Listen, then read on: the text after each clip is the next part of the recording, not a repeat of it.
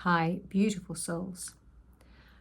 Today I'm sharing a little light on creativity and imagination.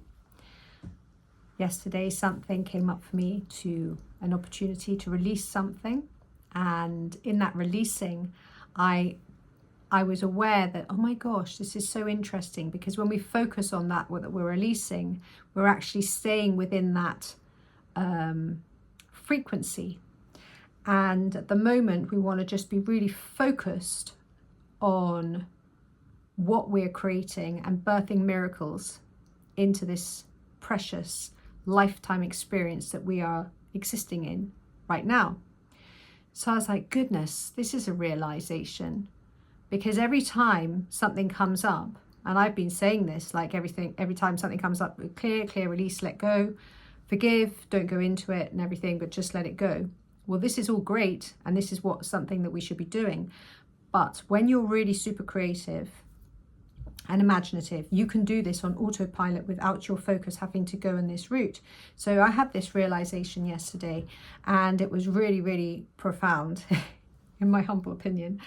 And it was like, oh my gosh, I can actually program myself that when these things come up, because I'm a multidimensional being, I don't have to be consciously doing it from this body vehicle right now, from this space of where I am right now. Because I'm multidimensional, a different aspect of me can actually process that for me, so that I can concentrate more on creating what I'm wanting to create. And I have a lot going on right now.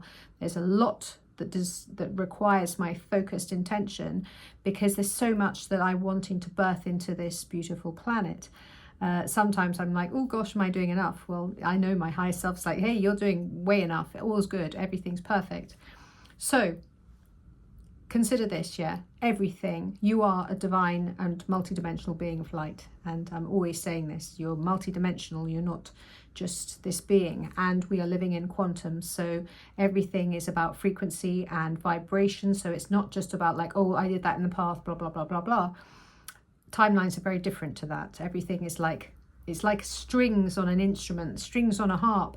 You know, you playing the notes. What note do you want to be playing right now? What note? Which frequency do you want to be existing from? So you focus on your creations. You focus on what you're birthing into this current existence in this present moment. And what you do is you ask one of your multidimensional aspects, say, please do me a favor, yeah?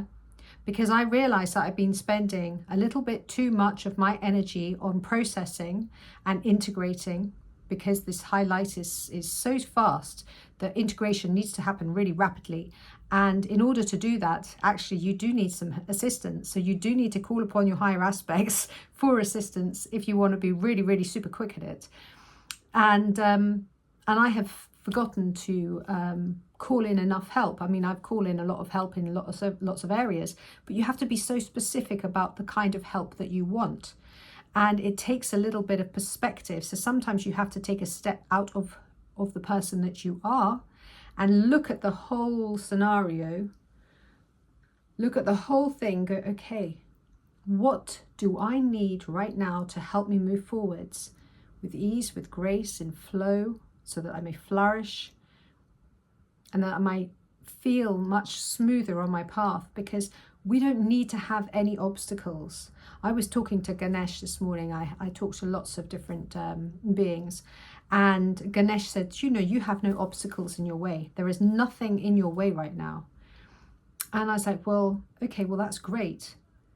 And then I was talking to different other light beings, and it was like, oh my gosh, you know, I just have to be super tapped into my creativity. Everyone has to, not just me, everyone, all of us. The more creative we can be right now, the better. Creative in the way that we are really wanting our lives to move forwards. We can change the past, we can change the future, and we can do all of this from the present moment. Everything, a point of power, is right now, in this beautiful present moment now.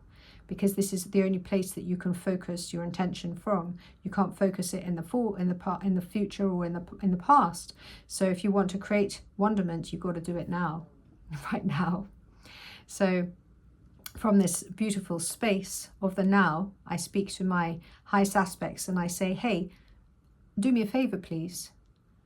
Ensure that pure, quick processing of all thoughts, narratives, and anything that comes up that is of a lower frequency that requires my love and my attention. Please do that on assistance to me and keep doing that in continuum. And you want to just make sure that you're keeping an upgrade on that and an integration on that as well, so that you're not just like saying it once and then you think that's done forever, because that's not how it works.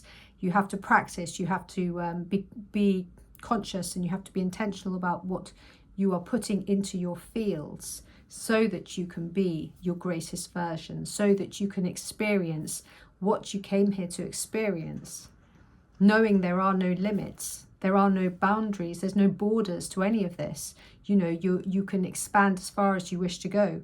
And as you keep getting more seated in your personal power, using that for the greatest good of all, because you're only supposed to ever use your personal power, like your incredible, immense personal power, for the collective, for Gaia, for humanity, for the natural kingdoms, for the cosmos. Did I say the cosmos? No, I didn't. The cosmos, the animals, nature, and everything else.